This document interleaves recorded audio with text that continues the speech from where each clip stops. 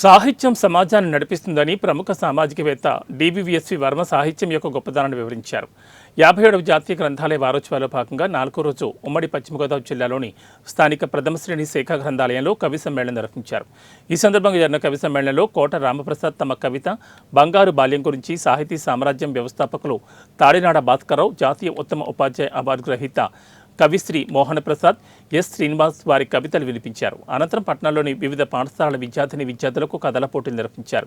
ఈ కార్యక్రమంలో retired post master Akella Subrahmanyam, సాహితీ సామాజిక కార్యకర్త జి ఉషా పాల్గొన్నారు.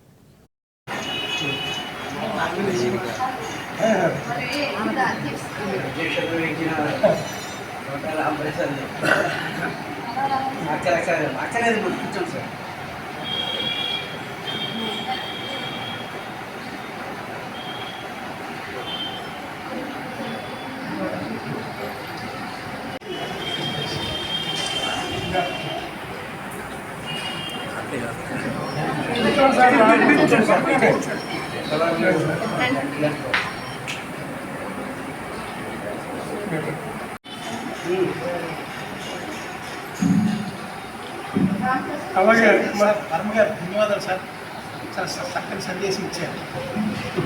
అలాగే మన సభాధ్యక్షులు గోవింద్ గారు కూడా చేసి సత్కారం.